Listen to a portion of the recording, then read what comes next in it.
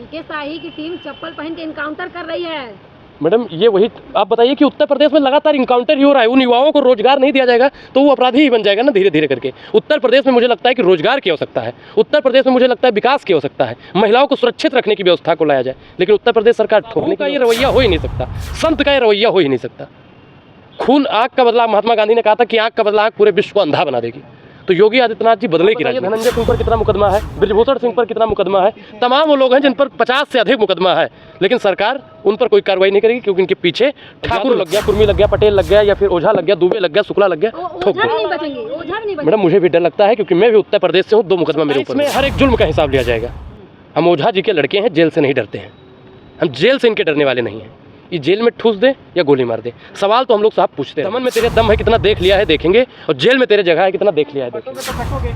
बिल्कुल बिल्कुल, अगर हम लोग बटेंगे तो कटेंगे, हम लोग एकत्रित हो जाएंगे ना तो भाजपा हमको बांट नहीं पाएगी। भाजपा हमको बांटने का काम कर रही है, कभी हमको जाति के नाम पर बांटती है, कभी हमको धर्म के नाम पर बांटती है, कभी हमको मजहब। मैं आपको स्पष्ट कर दूं आप लोगों को कि अगर प्रधानमंत्री नरेंद्र मोदी जी जातीय जनगणना नहीं करवाएंगे तो देश का अगला प्रधानमंत्री जातीय जनगणना करवाने के लिए। हिंदुओं को कैसे बांटा जाएगा बताइए, जातिगत जनगणना करवाकर। आप बताइए। इधर आइए, भाजपा की प्रवक्ता इधर आइए। मैं यही देख रहा था कि भाजपा का प्रवक्ता इसमें से कौन है। भाजपा का प्रवक्ता यहाँ पे हमको मिल गया। अब आप बताइए हमको मैडम कि कैसे हिंदुओं को बांटा जाएगा। इस देश में पता चलना चाहिए ना कि दलित कितना है, पिछड़ा कितना है, किसान कितना है, आदिवासी कितना है, अल्पसंख्यक कितना है, ब्राह्मण कितना है, बनिया कितना है, क्षत्रिय। अरे मैडम सुनो, पहले आप अपनी जाति बताइए और यहाँ पे आके डिबेट करिए। कंगना रनावत की हमको छोटी बहन को आरिफ समझ के मार दिया जाता है, कभी मंगेश यादव को मार दिया जाता है। आप उस पर बात नहीं करेंगे, वास्तविक मुद्दों पर आप धर्म पर जानबूझकर सुनिए बिल्कुल नहीं पढ़ा जाएगा। हमारे लिए मंदिर काफी है। हम मंदिर के आगे बैठकर श्री गुरुचंद सरोवर निर्मल मुकुट सुधार बरनो सुजोदायक फलचार बुद्ध हिंदू जन के सुमरो पवन कुमार बल बुद्धि विद्या हरो कलेश विकार। हम लोग तो मंदिर के सामने भेंट देंगे। आप इसका मुंह देखिए, सर्टिफिकेट हमको देगा, सर्टिफिकेट दोगे भाजपा के पत्रकार, सर्टिफिकेट बांटोगे। तुम्हारा चाचा हिंदू का सर्टिफिकेट बांटता है और तुम यहाँ पे ब्राह्मण और दलित का नहीं। आप बताइए, आप सर्टिफिकेट बांटेंगे कि मैं ब्राह्मण हूँ कि नहीं हूँ? आप सर्टिफिकेट बांटेंगे। अरे इसकी शक्ल दिखाइए चोर की। देखिए उत्तर प्रदेश में जो घटना हुई, मंगेश यादव को जो मारा गया, काफ़ी हद तक निंदनीय है। आप बताइए कि योगी आदित्यनाथ जी वैसे न्याय व्यवस्था की बात करते हैं और उत्तर प्रदेश को छोड़िए पूरे देश में कार्यपालिका और न्यायपालिका है। कार्यपालिका का अपना काम होता है, न्यायपालिका का काम होता है सजा देना। लेकिन अब उत्तर प्रदेश में कुछ लोग ही अपने आप को न्यायपालिका समझ बैठे हैं, खुद ही जज बन गए हैं, खुद ही फैसला सुना देते हैं और खुद ही मौत के घाट उतार देते हैं। सिर्फ 8 मुकदमा था उस लड़के के ऊपर, और 100 मुकदमा जिनके ऊपर है उनको इसलिए नहीं मारा जाता क्योंकि वो जाति से हैं। मतलब जाति प्रथा अभी भी उत्तर प्रदेश में एक कुप्रथा बनकर बैठी हुई है। तो आप बता रहे हैं 8 केस है, उसको दुर्दांत अपराधी बताया गया है। देखिए कोर्ट तय करेगा, ये उत्तर प्रदेश की कोर्ट तय करेगी, सही है कि नहीं बोलिए। योगी जी ना तय करेंगे ना, योगी जी की पुलिस तय करेगी। जिसने सटा के छाती पे सटा के गोली मारी है वो नहीं तय करेगा। कसूर क्या था उस लड़के का बताइए। डीके शाही की टीम चप्पल पहन के इनकाउंटर कर रही है। मैडम ये वही आप बताइए कि उत्तर प्रदेश में लगातार इनकाउंटर ही हो रहा है। उन युवाओं को रोजगार नहीं दिया जाएगा तो वो अपराधी ही बन जाएगा ना धीरे धीरे करके। उत्तर प्रदेश में मुझे लगता है कि रोजगार की आवश्यकता है, उत्तर प्रदेश में मुझे लगता है विकास की आवश्यकता है, महिलाओं को सुरक्षित रखने की व्यवस्था को लाया जाए। लेकिन उत्तर प्रदेश सरकार ठोकने की व्यवस्था ला रही है। सरकार को इस पर मंथन करना चाहिए। काम कर रहा है मैडम अपराध मुक्त की इन्होंने बात की थी, अपराधनाथ खुद सोचे कि उनके ऊपर कितना मुकदमा है। एक समय पर माननीय योगी आदित्यनाथ जी खुद सदन के अंदर रो रहे थे, और आज मतलब सत्ता आते ही दूसरे के ऊपर वही चीज़ लागू करेंगे, ये गलत है। साधु का ये रवैया हो ही नहीं सकता, संत का ये रवैया हो ही नहीं सकता। खून आग का बदला, महात्मा गांधी ने कहा था कि आग का बदला आग पूरे विश्व को अंधा बना देगी। तो योगी आदित्यनाथ जी बदले की राजनीति कर रहे हैं। किससे बदला? मैडम हर उस आदमी से बदला लिया जा रहा है जो मतलब शासन या प्रशासन कुछ किया उसको ठोक दो, जो किया ठोक दो। आप बताइए, आप बताइए धनंजय सिंह पर कितना मुकदमा है, ब्रजभूषण सिंह पर कितना मुकदमा है, तमाम वो लोग हैं जिन पर 50 से अधिक मुकदमा है, लेकिन सरकार उन पर कोई कार्रवाई नहीं करेगी क्योंकि इनके पीछे ठाकुर लगता है। और यादव लग गया, कुर्मी लग गया, पटेल लग गया, या फिर ओझा लग गया, दुबे लग गया, शुक्ला लग गया, ठोक दो। मैडम मुझे भी डर लगता है क्योंकि मैं भी उत्तर प्रदेश से हूँ, 2 मुकदमा मेरे ऊपर हो गया है। मुझे अब डर लगता है। अनुराग ओझा को डर लगता है? बिल्कुल डर लगता है, योगी जी से डर लगता है। सबसे डर लगता है मैडम, क्योंकि 2 मुकदमा हो गया, 2-4 और होगा, ठोक देंगे कहीं भी है। तो क्या मतलब निरंकुशता चल रही है देश में, लोकतंत्र खत्म है? बिल्कुल, लोकतंत्र को कहीं ना कहीं खत्म करने की एक सोची समझी साजिश चल रही है और वर्तमान सरकार की सबसे बड़ी नाकामयाबी है। और विपक्ष लगातार सवाल उठा रहा है लेकिन वर्तमान सरकार जवाब दे ही नहीं है। रास्ता क्या होगा? रास्ता सरकार बदलना। 27 में हर एक जुल्म का हिसाब लिया जाएगा। हम ओझा जी के लड़के हैं, जेल से नहीं डरते हैं, हम जेल से इनके डरने वाले नहीं हैं। ये जेल में ठूस दे या गोली मार दे, सवाल तो हम लोग साहब पूछते रहेंगे। दमन में तेरे दम है कितना देख लिया है देखेंगे, और जेल में तेरे जगह है कितना देख लिया है देखेंगे। तो मतलब आप ये तय कर चुके हैं, आपको ये लगता है कि आप लगातार सरकार के खिलाफ बोल रहे हैं तो आपको जेल होगी, आपको आपकी हत्या हो सकती है, राजनीतिक क्या? बिल्कुल, मैंने अभी स्पष्ट किया कि भाई उस लड़के के ऊपर 8 मुकदमा था, मेरे ऊपर 2 मुकदमा हो गया है। कभी भी ये सरकार में हमको ठोक दिया जा सकता है, इसलिए मुझे मेरी जान को खतरा है। तो ये ये लोग तो कहते हैं और जहाँ जहाँ डबल इंजन की सरकार है, उत्तर प्रदेश में आप चले जाइए तो वहाँ के पुलिस प्रशासन से खतरा है, बिहार में अगर आप चले जाइए तो वहाँ के अपराधियों से खतरा है, हरियाणा में आप चले जाइए तो वहाँ पे गौरक्षकों से खतरा है। तो गौरक्षक तो कह रहे थे, हमको लगा कि मुसलमान है। आर्यन मिश्रा की माँ ने कहा है, आर्यन मिश्रा की माँ ने कहा है कि क्या मुसलमान आदमी नहीं है, इंसान नहीं है? आप मुसलमान समझ के किसी को भी मार देंगे? हाँ, तो जिसने मारा है उसका कहना था कि मुझसे मतलब मुझे ये अपराध बोध हो रहा है कि मुसलमान मरता तो मुझे खुशी होती है, एक ब्राह्मण मर गया। आप बताइए कि ब्राह्मण को मार के या मुसलमान को मार के उनको खुशी मिलेगी? मुसलमान को मार के खुशी मिलेगी? इनको मुसलमानों का इतिहास पढ़ना चाहिए। जब बहादुर शाह जफर के बेटे को मारा गया तो अंग्रेजों ने कहा कि माफ़ी मांग लीजिए, दबदबे में दम नहीं, अब खैर मांगो जान की जफर ठंडी हुई तेग हिंदुस्तान की। तो उन्होंने माफ़ी नहीं मांगी। उन्होंने कहा कि गाजियों में बू रहेगी जब तलक ईमान की, तक तलंदन तक चलेगी तेज हिंदुस्तान की। आप बीर अब्दुल हमीद का इतिहास को पढ़िए, पहले मुसलमानों का इतिहास को पढ़ लीजिए, फिर मुसलमानों को गाली दीजिए, मुसलमानों को फिर मारिए। इस देश में आज़ादी में सबसे ज़्यादा भाग लेने वाले अगर कोई थे तो मुसलमान थे। आप चले जाइए, इंडिया गेट पास में है, इंडिया गेट में चले जाइए, वहाँ पर सबसे ज़्यादा मुसलमानों का नाम आपको मिलेगा।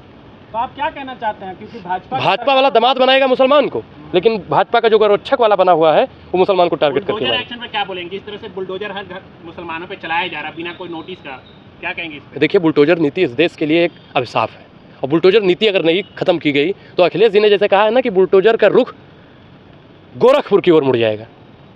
तो बीजेपी ने कहा तो कि हिंदुओं को मारना चाहते हैं गोरखपुर में जाके, अखिलेश क्या करना चाहते हैं? अच्छा, एक चीज़ बताइए मैडम, आपने कहा कि हिंदुओं को मारना चाहते हैं, ये तो हिंदू मुसलमान सिख ईसाई सबको मार रहे हैं एक तरफा, और हम लोग किसी को नहीं मारना चाहते, हम लोग तो सबको लेकर साथ में चलने वाले हैं। पीडीए का हमारा नारा था। आप बताइए कि ए लास्ट में PDA, ए से अगड़ा, और आप बताइए कि माता प्रसाद पांडे को बताइए कि नेता प्रतिपक्ष बनाया उत्तर प्रदेश में कि नहीं बनाया? इधर देखिए नहीं, आप बताइए, हम सामने ही देख रहे हैं, आप बताइए हमको बनाया कि नहीं बनाया? तो हम लोग तो सबको साथ में लेकर चलने वाले हैं। समाजवादी पार्टी, इंडिया गठबंधन हमारा सबको साथ में लेकर चलता है, लेकिन वर्तमान सरकार सिर्फ और सिर्फ हिंदू मुसलमान की राजनीतिक रोटियां सेक रही है। 27 के बाद में साहब आप भी याद रखिए, नोट कर लीजिए कि ये बुलडोजर चलेगा, सबका साथ भी होगा, सबका विकास भी होगा और सबके साथ विश्वास भी होगा, लेकिन ये बुलडोजर मैडम गोरखपुर की ओर जाएगा। तो ये कह तो रहे हैं कि बटोगे तो कटोगे। बिल्कुल बिल्कुल, अगर हम लोग बटेंगे तो कटेंगे, हम लोग एकत्रित हो जाएंगे ना तो भाजपा हमको बांट नहीं पाएगी। भाजपा हमको बांटने का काम कर रही है, कभी हमको जाति के नाम पर बांटती है, कभी हमको धर्म के नाम पर बांटती है, कभी हमको मजहब के नाम पर बांटती है। हम लोगों को एकजुट होना बेहद ही जरूरी है। जातिगत जनगणना नहीं होगी, आरएसएस ने कहा है। ये आप तय करेंगी, ये ज्योति यादव तय करेंगी, नहीं आप तय करेंगी। मोहन भागवत जी कहते हैं नहीं होगी, कंगना रनावत JP नड्डा से मिलती हैं, फिर उसके 10 मिनट बाद आके इंटरव्यू देती हैं, कहती है जातीय जनगणना नहीं होनी चाहिए। ये मैडम आप लोग उन्हीं के प्रयोगशाला से आते हैं जो चीज़ पढ़ के, उसी पर ही सवाल करेंगे। जातीय जनगणना आप रोक पाएंगे? और मैं आपको स्पष्ट कर दूं आप लोगों को कि अगर प्रधानमंत्री नरेंद्र मोदी जी जातीय जनगणना नहीं करवाएंगे तो देश का अगला प्रधानमंत्री जातीय जनगणना करवाने के लिए तैयार है। तो आप क्या चाहते हैं, हिंदुओं को बांटा जाए? हिंदुओं को कैसे बांटा जाएगा बताइए? जातिगत जनगणना करवाकर। आप बताइए, इधर आइए, भाजपा की प्रवक्ता इधर आइए। मैं यही देख रहा था कि भाजपा का प्रवक्ता इसमें से कौन है। भाजपा का प्रवक्ता यहाँ पे हमको मिल गया। अब आप बताइए हमको मैडम कि कैसे हिंदुओं को बांटा जाएगा? इस देश में पता चलना चाहिए ना कि दलित कितना है, पिछड़ा कितना है, किसान कितना है, आदिवासी कितना है, अल्पसंख्यक कितना है, ब्राह्मण कितना है, बनिया कितना है, क्षत्रिय कितना है। क्या करेंगे जान के? जान के क्या करेंगे? जान के क्या करेंगे? जान के क्या करेंगे? आप बताइए कि जिसकी जितनी हिस्सेदारी उसकी उतनी भागीदारी। 100 में 90 शोषित है, शोषितों ने ललकारा है, धन धरती और राजपथ पर 90 भाग हमारा। जिसकी जितनी आबादी है उसकी उतनी हिस्सेदारी भी होनी चाहिए। कंगना कह रही है कोई जाति नहीं पूछता, कहाँ से आए हैं आप? तब वो क्या कर, उसका नाम जानती हैं आप? वो जो हमारा नवारासी है अनुराग ठाकुर, उस सदन के अंदर राहुल गांधी जी की जाति पूछ रहा था। तो बताते क्यों नहीं है राहुल? जाति न पूछिए, साधु की पूछ लीजिए ज्ञान। राहुल गांधी से ज्ञान की बात कीजिए, ध्यान भटकाने की बात मत कीजिए। सुषमा स्वराज जी ने एक बार कहा था कि इधर उधर की बात न करिए, बता तेरा कारवा क्यों लूटा। तो भारतीय जनता पार्टी अब इधर उधर की बात कर रही है, उसका कारवा क्यों लूटा है ये आज देश की जनता जानना चाहती है। अखिलेश यादव की तारीफ कर रहे हैं, पीडीए 1 नंबर ठप है। सीएम योगी क्या बोले हैं? जी, पीडीए 1 नंबर ठप है। ठप ठप कैसे हो गया? आप बताइए। PDA मतलब ये दलितों का अपमान करने वाली भारतीय जनता पार्टी है, अल्पसंख्यकों का अपमान, आदिवासियों का अपमान करने वाली भारतीय जनता पार्टी ये PDA को ठप करने का काम कर रही है। PDA को हम लोग तब तक आगे लेकर चलेंगे जब तक इस देश में दलित, पिछड़ा, किसान, आदिवासी को उनका हक अधिकार नहीं मिल जाता है। हम लोग तब तक बोलते रहेंगे। बताइए, अब्दुल समझ कर आर्यन मिश्रा को मार दिया। देखिए, आर्यन मिश्रा की जो हत्या की गई दुखद है, और वर्तमान सरकार ब्राह्मण विरोधी सरकार है। सबसे ज्यादा अगर भारतीय जनता पार्टी की सरकार में कोई प्रताड़ित हुआ है तो हमारा समाज ब्राह्मण समाज प्रताड़ित हुआ है। सपोर्टर है ना दलित की? क्या मैडम, दलितों का जितना अपमान भाजपा ने किया है ना उतना है। कहाँ? इनको मध्य प्रदेश मैडम को घुमाइए थोड़ा। परवेश शुक्ला ने क्या किया था वो आदिवासी के साथ में? भूल जाइए। बिहार में आदिवासी दलित पिछड़ा के साथ में क्या होता है? उत्तर प्रदेश में दलित अगर लोटा छू लेता है तो उसको मार दिया जाता है। आप बताइए, अगर लड़का किसी को कॉपी ले लेता है तो उसको मार दिया जाता है। स्कूल का अध्यापक भी उसको पीटने का काम करता है। मुंडी मत हिलाइए। बताइए, आज भी दलितों का अपमान, जहाँ जहाँ डबल इंजन की सरकार है वहाँ दलितों का अपमान हो रहा है, और दलित का अपमान नहीं सहेगा हिंदुस्तान। तो ओझा जी करवाएंगे जनगणना? बिल्कुल जाती है। मैंने अभी स्पष्ट किया कि अगर प्रधानमंत्री नरेंद्र मोदी जी नाकामयाब रहते हैं तो देश का अगला प्रधानमंत्री जातीय जनगणना करवाने के लिए तैयार है। अगला प्रधानमंत्री कौन? राहुल गांधी।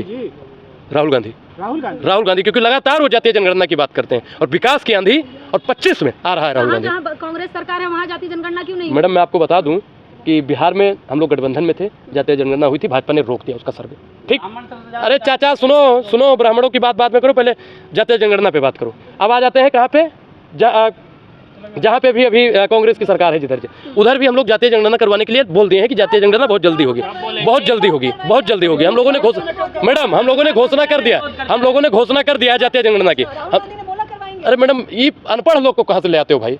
वहाँ का मैनिफेस्टो जाके पढ़ो। आपसे सवाल करें तो अनपढ़, मैनिफेस्टो जाके पढ़ो। बिल्कुल बिल्कुल, मैं एक चीज बताऊँ, हिमाचल में जातीय जनगणना होने वाली है, हमने बोल दिया है वहाँ पे, हमारे मैनिफेस्टो में भी था, हम लोग बोल दिए हैं कि वहाँ पे भी जातीय जनगणना। सुनिए, पूरे देश में हम लोग जातीय जनगणना करवा के रहेंगे। सरकार बने हुए अब तक तो मस्जिद पर राहुल गांधी मोहब्बत की दुकान चुप है। मोहब्बत की दुकान जी, पोस्टर में मोहब्बत की दुकान, मस्जिद पर जबान नहीं खुल रही राहुल गांधी। हम लोग मुसलमानों को वोट चाहिए बस। मैं एक चीज बताऊं कि इस देश में मोहब्बत की दुकान राहुल गांधी जी ने खोल दिया है, और मोहब्बत की दुकान की तारीफ करने वाली कंगना रनावत जी हैं, और उनका क्या नाम है जो हमारे से ज्यादा कलाई बनता है, चिराग पासवान भी राहुल गांधी जी की तारीफ करने लगा है। जाति बताइए। अरे मैडम सुनो, पहले आप अपनी जाति बताइए और यहाँ पे आके डिबेट करिए। कंगना रनावत की हमको छोटी बहन लगती है।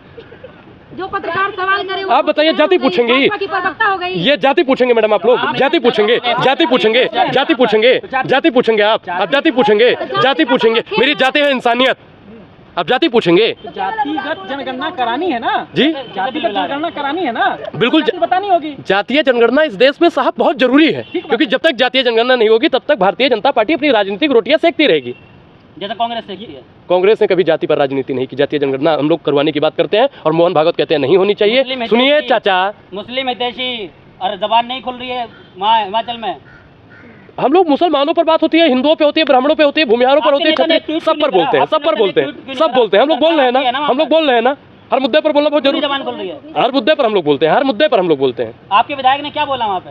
क्या बोला है बताइए आप? नहीं आप बताइए। आपको मस्जिद अवैध है, पता है अवैध है? देखिए, अवैध और वैध वो कोर्ट तय कर देगा। तो आपके विधायक क्यों बोल रहे हैं? गिरा देने की राहुल गांधी की खामोशी क्यों है? अच्छा, एक भाजपा का वो लोग है जो कहता है कि मस्जिद में घुस के मारेंगे, आप लोग उस पर सवाल नहीं करेंगे? आपकी सरकार सुनिए साहब, सुनिए, राज्य सरकार का सुनिए, पहले सुनिए, भाजपा का लोग काहे बोलता है ऐसा कि मस्जिद में घुस के मारेंगे? अच्छा, कभी आर्यन को आरिफ समझ के मार दिया जाता है, कभी मंगेश यादव को मार दिया जाता है, आप उस पर बात नहीं करेंगे। वास्तविक मुद्दों पर आप धर्म पर जानबूझकर सुनिए महाराज, नहीं सुनेंगे आप, नहीं सुनेंगे। ये वास्तविक मुद्दों पर बात नहीं करना चाहते हैं, हमको हिंदू मुसलमान के एंगल पर लाकर।